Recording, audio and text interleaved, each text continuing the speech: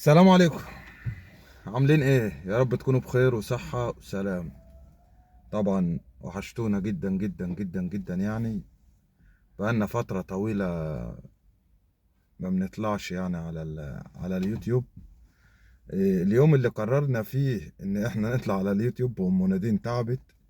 يعني قبل ما ننسى ونبتدي في الفيديو بتاعنا، ما ننساش نصلي على النبي عليه افضل الصلاة والسلام، وندعي لاخواتنا في غزة وفي فلسطين. ربنا يا رب يكون معاهم وينصرهم يا رب.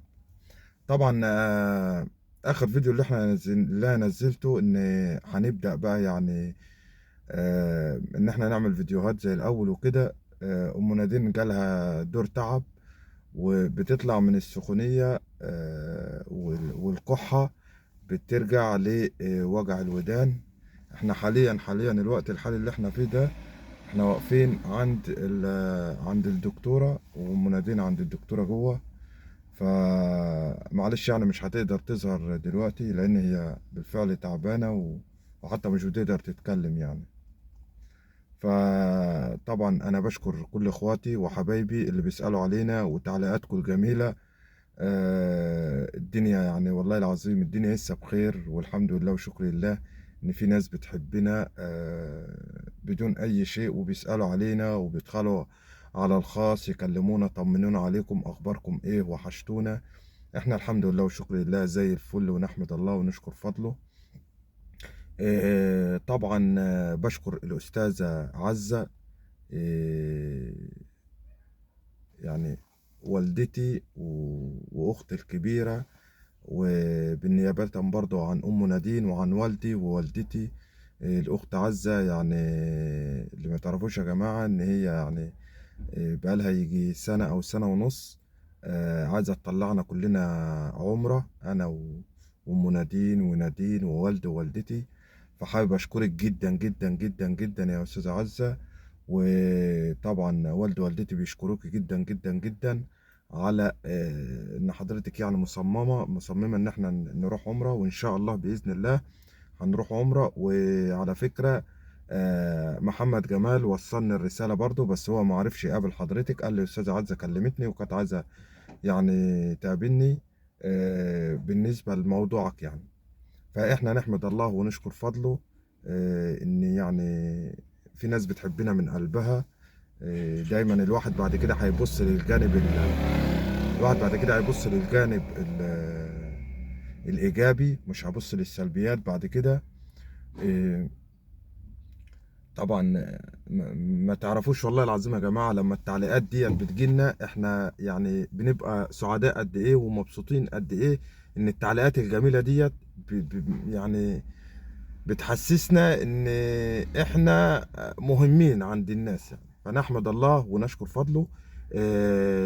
بما ان ام نادين تعبانة اليومين دولت مش هتقدر يعني تعمل فيديوهات، فانا بجهز حملة على التيك توك، بما ان التيك توك بيبقى يعني فيه هدايا وكده، وفي ناس بتطلع تسترزق عليه وتقعد يعني تلعب جولات مع حد وكده.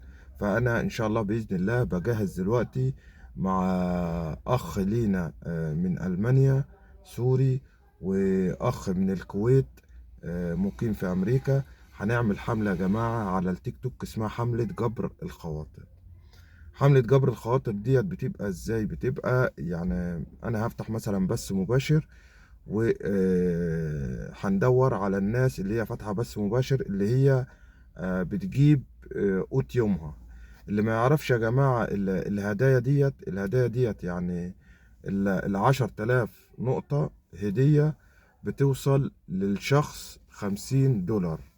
فال50 دولار ديت يعني ممكن تفك له زنقته يعني. ودي اسهل طريقة ان احنا نجبر خاطر الناس بالطريقة دي. اي نعم. البرنامج الاسمر يعني مش عارف هيحظروا الفيديو ده ولا ايه، عشان انا قلت الكلمة. مش عارف يعني هو بياخد نسبة قد ايه، بس ايا يكن بياخد نسبة. بس سهل يعني نقدر نوصل لاخواتنا في سوريا، لاخواتنا في فلسطين، لاخواتنا في مصر، لاي دولة يعني. فطبعا انا الاكونت بتاعي على المنصة السوداء اسمه حودة المجري فرقة السعادة. حودة المجري فرقة السعادة، ده الاكونت بتاعي على البرنامج الاسمر. وان شاء الله احنا بنجهز في الحملة. اللي عايز يشترك في الحملة يتفضل يجي برضو المنصة، تحت امركم. بما ان في ناس برضو كتير بتكلمنا على الخاص ومحتاجة يعني مساعدات، ومحتاجة حد يعني يقف جنبها. الفيديو ده برضو لحضرتك، ممكن برضو تنزل البرنامج عندك وتدخل تبحث عني. واستنى، احنا لسه بننظم في الحملة ان شاء الله بإذن الله. وربنا يجعله في ميزان حسناتي وفي ميزان حسنات اي حد عايز يجبر بخاطر الناس. بالمناسبة يا جماعة، في مشاهير كتير على المنصة السوداء ربنا كريمهم ورزقهم، ومش بيبصوا للناس الغلابة دي، مش بيبصوا لهم ولا هم شايفينهم أصلا. فإن شاء الله إحنا نبص لهم، وإحنا بتوع الغلابة. أشوفكم على خير. باي باي.